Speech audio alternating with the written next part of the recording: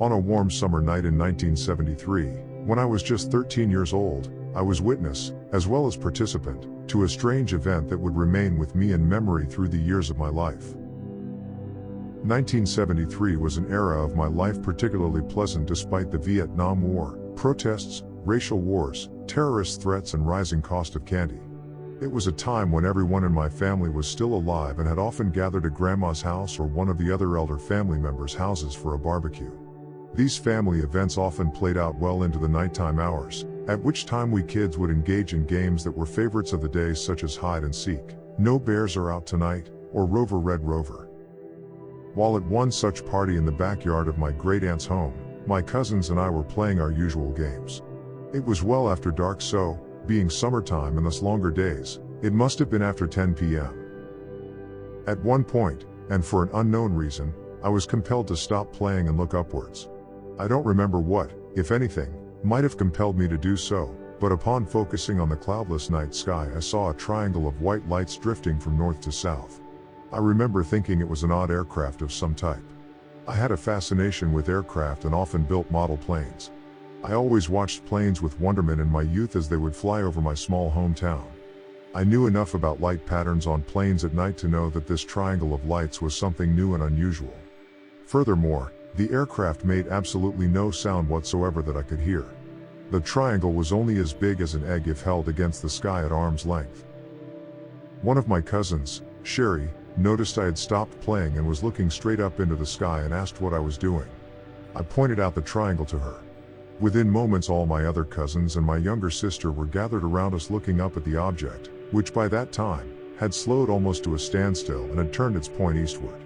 This must have been unusual for my cousins as well because a few of them ran to the patio a dozen yards away where the adults were gathered and tried to coax them to look at the object.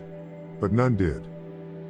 The object remained above us for about 5 or so minutes, then seemed to just blink out and disappear. We were all amazed at what we saw, but as kids, and having very short attention spans, we were shortly back at our games. About 20 to 40 minutes later, my cousin, Robin, came running towards me from out of the dark to tag me as part of the game.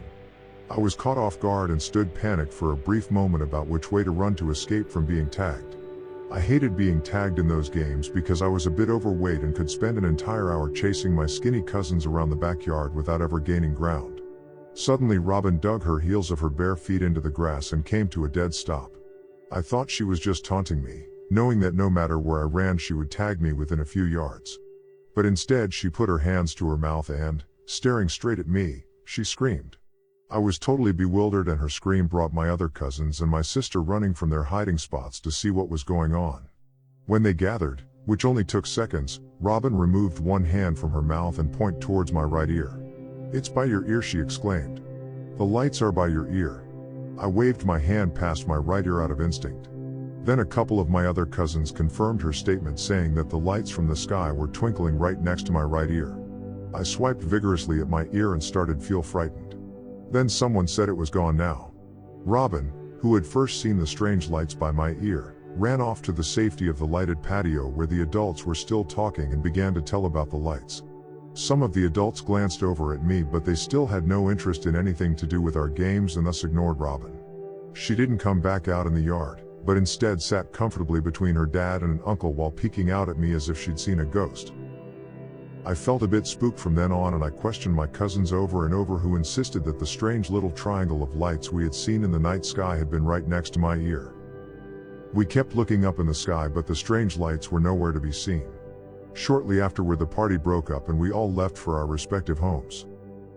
Many years after the event I asked my cousin Robin if she remembered the night at the party when the strange lights twinkled by my ear after we had seen them in the sky. She did not remember the event at all.